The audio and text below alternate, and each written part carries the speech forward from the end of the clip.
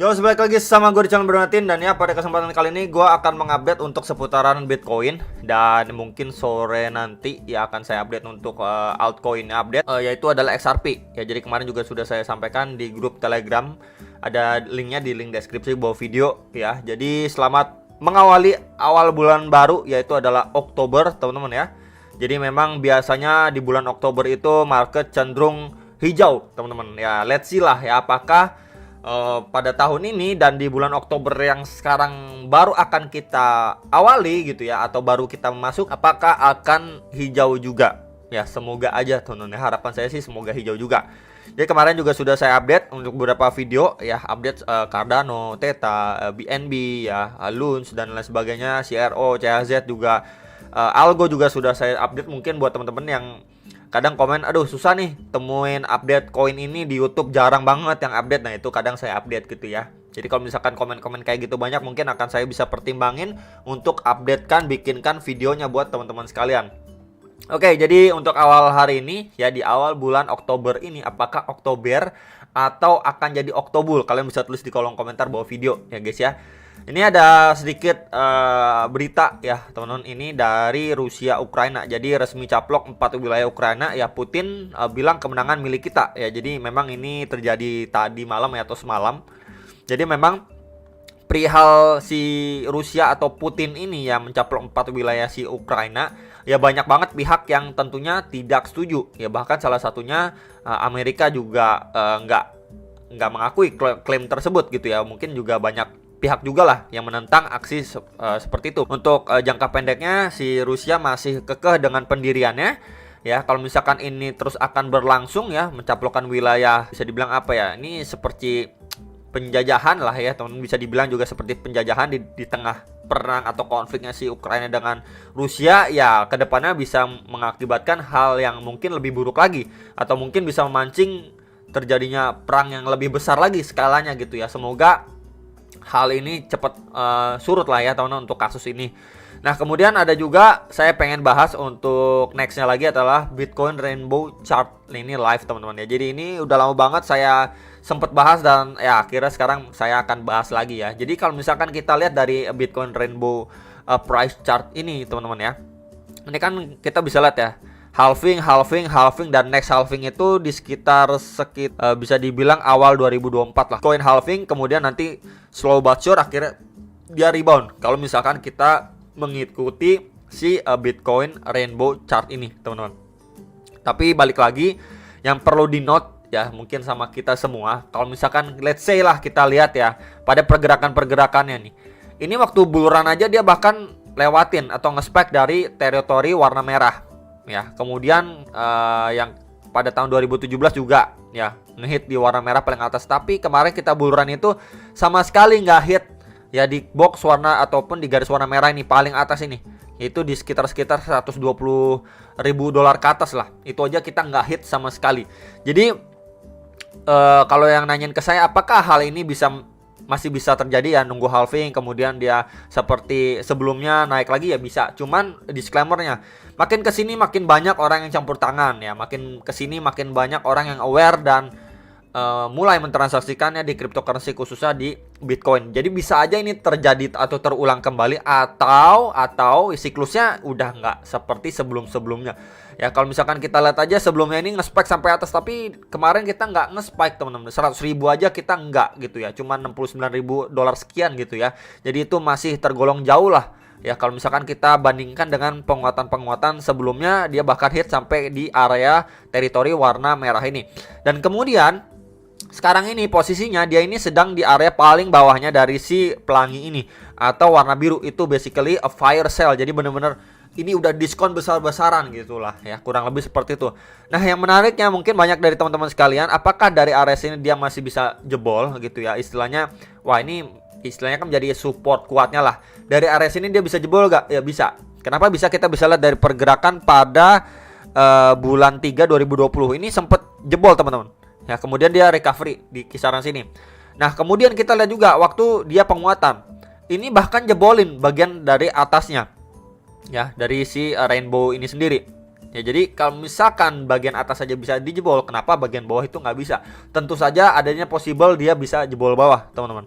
Ya, nggak menutup kemungkinan, apalagi mengingat ya bull run kemarin kita ini bahkan nggak mencapai titik klimaks atau maksimalnya.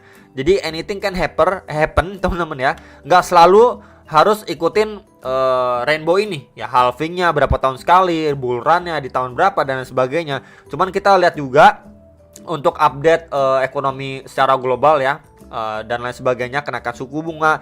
Jadi memang untuk short termnya mungkin kalau misalkan kita dikasih relief rally itu hanyalah bisa dibilang sedikit penyegaran ke market lah, sebelum nanti mungkin dia memasuki winter sideway dan lain sebagainya gitu. Bisa aja nanti bulurannya malah terjadinya lebih cepat gitu, di luar ekspektasi orang-orang. Wah, ini kan gue perkirain bulurannya 2024 2025 gitu kan. Wah, ini ternyata sedikit lebih cepat terjadinya.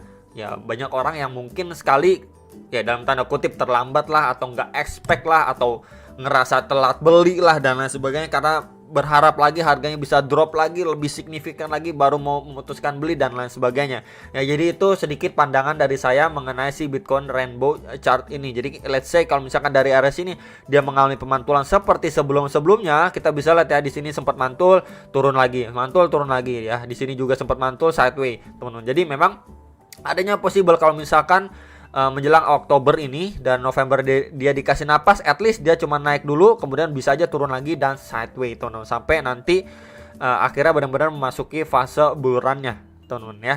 Dan kita juga harus lihat nanti the Fed sampai tidak menaikkan suku bunga lagi, bahkan mengurangi suku bunga, dan ketika memang mereka memulai untuk QE, teman-teman ya. Jadi palingan itu yang perlu di mention ataupun diperhatikan. Oke, sekarang pergi ke technical analisanya. Jadi ini adalah updatean kemarin ya di XY, teman-teman, secara hourly time frame. Jadi kita bisa lihat ya di sini kena reject, kemudian dia turun secara korektif, dan sekarang ini mulai tertahan dan sideway di area sini. Dan di sini sudah saya mention juga adanya trendline resistance, plus terakhir kali dia testing di situ ada 34 dan 55, plus trendline juga garis warna merah ini.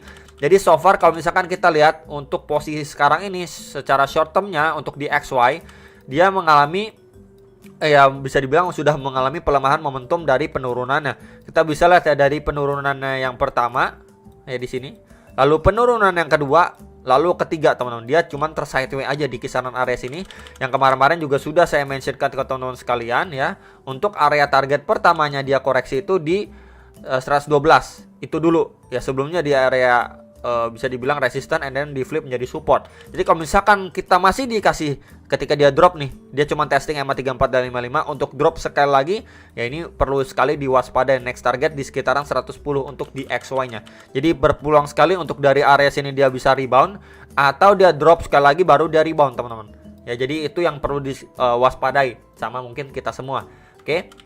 Jadi itu sekilas untuk di XY, and then untuk USDT dominance ya.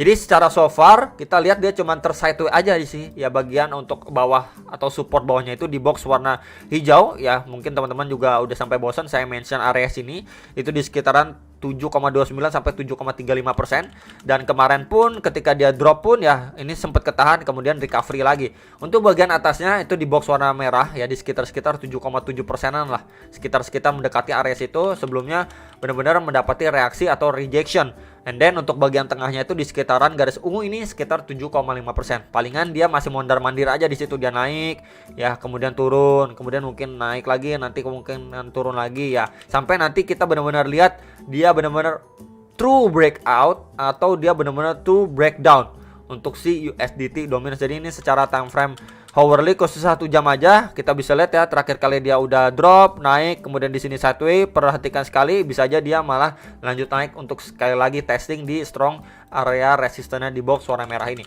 Jadi palingan itu sedikit update untuk si USDT dominance. Next, ini untuk Bitcoin secara monthly ya, teman-teman. Ini untuk secara monthly-nya ya, closing candle-nya menurut saya ya kurang bagus lah ya. Ini ditutup dengan red candle dengan tail candle atas bawah, cuman lebih dominan bagian atasnya ya. Ya hopefully lah dia next candle ataupun di bulan Oktober ini bisa closingnya hijau, kurang lebih seperti ini ya. Semoga aja teman-teman, semoga gitu ya, dia mendapatkan angin segar dulu ya, mungkin ditambah juga dengan Bank of Inggris yang mau QE juga ya dan lain sebagainya. Dan semoga juga data CPI untuk yang rilis di bulan ini juga keluarnya lumayan oke lah, semoga teman-teman. Jadi kalau misalkan kita melihat juga dia so far masih ketahan lah, at least di sekitar range area sini dia masih ketahan sih, menurut saya ya masih lumayan oke lah untuk short termnya nih ya.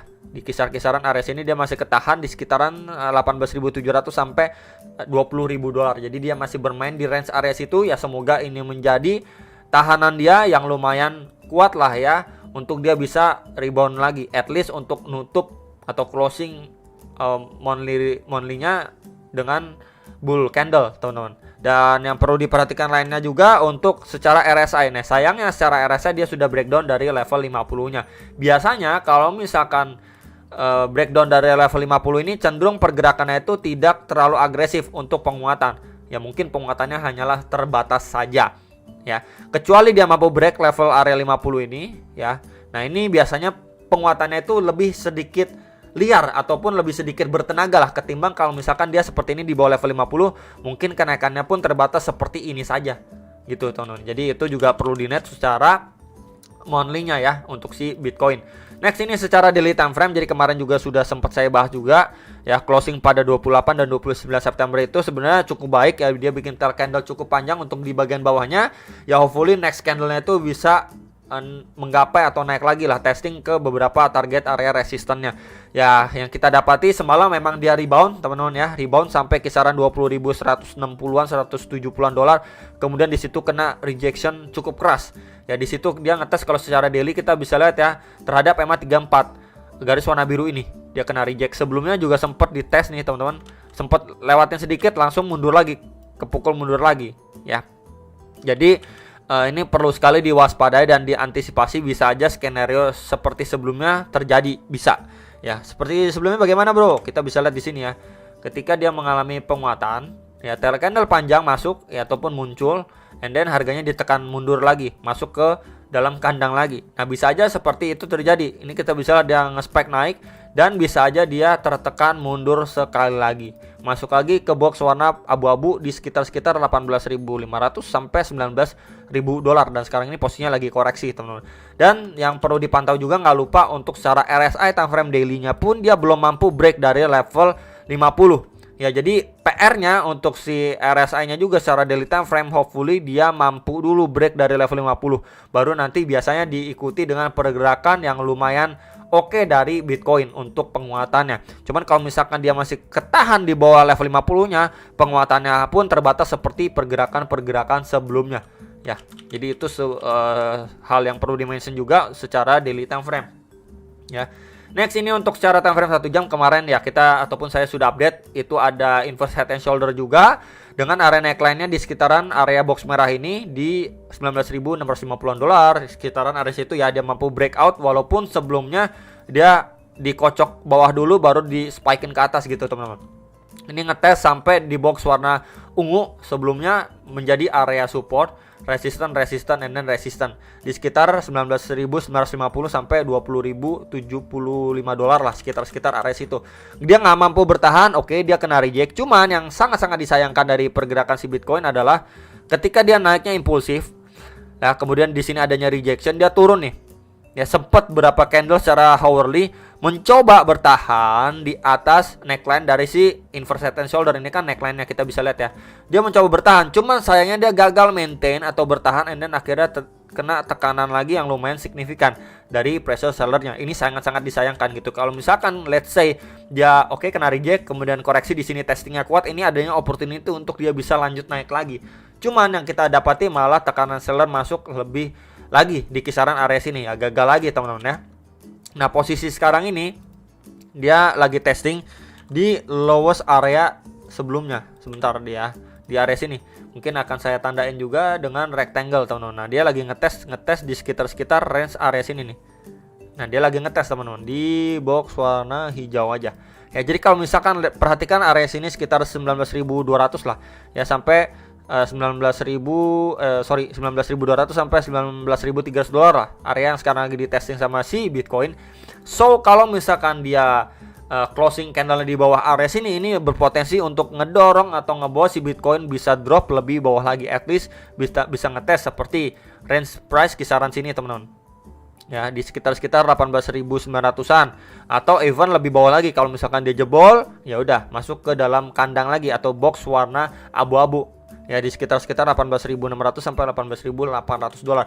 Jadi area-area itu yang perlu sekali diperhatikan atau ya kita perhatikan sama-sama lah untuk short termnya. Tapi kalau misalkan dia masih mampu bertahan di kisaran area sini, ya masih adanya peluang untuk dia bisa melanjutkan penguatan atau mantul dulu. At least dia cuma tersideways aja di antara range neckline ya, neckline si inverted and shoulder sebelumnya dengan area support yang sekarang di testing. Jadi dia overall cuma sideways aja di kisaran range area sini. Kurang lebih seperti itu untuk short termnya. Jadi itu aja teman-teman yang bisa saya sampaikan untuk update Bitcoin posisi saat ini. Semoga bisa terbantu dan sampai jumpa untuk next video Sam Profit.